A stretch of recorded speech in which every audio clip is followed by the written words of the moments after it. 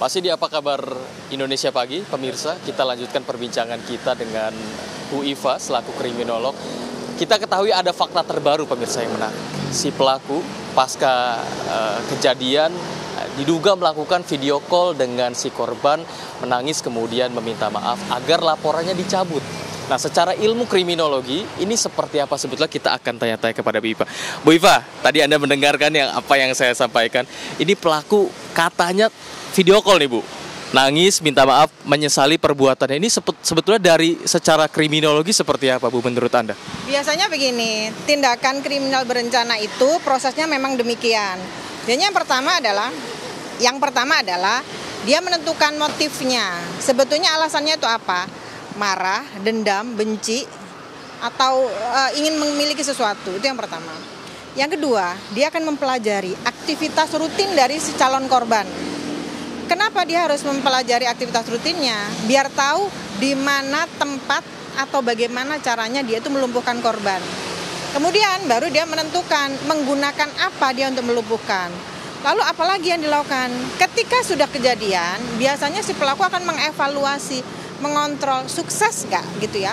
Kalau dia tujuannya menghilangkan nyawa, apakah sudah hilang nyawanya? Kalau memberikan kecacatan, sejauh mana kecacatannya? Selanjutnya dia akan melarikan diri. Ini adalah proses yang sangat-sangat biasa yang dilakukan oleh seorang kriminal gitu ya. Nah, proses melarikan diri atau menghilangkan barang bukti ini adalah proses yang memang sudah digunakan. Tapi ketika dia tidak bisa melarikan diri dan tidak bisa menghilangkan barang bukti, yang dilakukan adalah kembali kepada kesadaran bahwa dia harus minta maaf. Jadi ini proses yang sangat-sangat biasa yang dilakukan oleh seorang pelaku kekerasan. Berarti memungkinkan akan hasilnya berbeda jika tujuannya tercapai dan dia bisa melarikan diri, dia mungkin tidak akan meminta maaf Bu ya? Atau tidak akan melakukan video call tadi? Ya, sebetulnya kalau tujuannya untuk menyakiti kan dia tidak perlu minta maaf gitu ya. Karena dalam perencanaan kejahatan itu sebetulnya dicari adalah kesuksesan dari kejahatan itu. Jadi diupayakan bagaimana caranya dia lari atau bagaimana dia mencari alibi biar tidak ketahuan. Namun yang dilakukan oleh pelaku ini sesuatu yang sangat-sangat mudah ditebak karena dia tidak menggunakan helm, dia tidak menggunakan penutup mata, dan ada konflik yang berdekatan gitu. Inilah makanya kenapa ada perbedaan orang-orang yang melakukan kejahatan dengan persiapan yang sangat panjang, persiapan yang sangat matang, dengan kondisi-kondisi kejahatan yang di masyarakat yang berdasarkan dengan kemarahan singkat gitu. Bisa jadi ini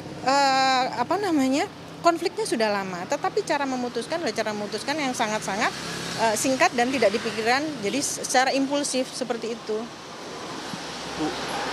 Hasil dari tindakan ini tentu perlu adanya nanti yang diharapkan oleh korban ini adalah keadilan. Nah, kita ketahui jika korban ini sudah menderita kemudian luka bakar, kemudian sudah kondisinya seperti ini, itu artinya kan keadilan seperti apa lagi yang nantinya mungkin diharapkan oleh korban secara psikologisnya, bagaimana itu? Oke. Ini kalau mencari keadilannya agak susah ya. Kalau secara undang-undang si pelaku kejahatan ini kan harus ditangkap, diberikan hukuman sesuai dengan undang-undang. Tetapi hukuman lain, penderitaan lain itu kan banyak ya. Kalau penderitaan fisik itu jelas, luka di leher dan 60% terbakar kan. Lalu penderitaan secara psikologis, ya kan, rasa ketakutan. Dan yang menderita secara psikologi itu sebetulnya bukan hanya korban, tetapi masyarakat, perempuan pada umumnya gitu ya, karena ini adalah femisida, kejahatan terhadap perempuan, dan membuat perempuan itu menjadi ketakutan di ranah publik gitu. Yang ketiga secara sosial itu membuat seseorang itu menilai buruk terhadap si perempuan ini, karena si korbannya juga mengaku bahwa ini ada hubungan pada saat terjadi pernikahan gitu. Jadi hukumannya seperti apa? Yang bisa kita kembalikan hanya terhadap undang-undang yang berlaku, terhadap fisiknya, terhadap psikologisnya, seharusnya sudah selayaknya ditimpakan kepada si korban untuk memberikan restoratif atau penggantian sejumlah tertentu. Itu pun kita tidak tahu ya, sejauh apa bisa diganti. Jadi kerugiannya sudah sangat-sangat fatal terhadap korban. Bu, akhir-akhir ini kita ketahui bersama jika angka kriminalitas di Indonesia ini dari hari ke hari ada saja pelaku-pelaku seperti ini, membunuh, kemudian merampok dan tindakan-tindakan serupa. Ini faktornya apa Bu? Apakah dari faktor ekonomi kah kemudian, atau seperti apa Anda melihat ini dari segi kriminologi? Dalam sebuah hubungan kita sering merasa bahwa faktor ekonomi itu menjadi salah satu penyebab. Tapi ternyata bukan menjadi satu-satunya penyebab. Karena ketegangan dalam sebuah hubungan, stres masing-masing orang, jadi secara individu itu mereka merasa tidak nyaman, terus ada gangguan mental tertentu gitu ya, terus tekanan sosial, terus menormali kejahatan itu pula, dan semakin banyaknya kejahatan, semakin orang itu mempelajari bagaimana cara melakukan kejahatan.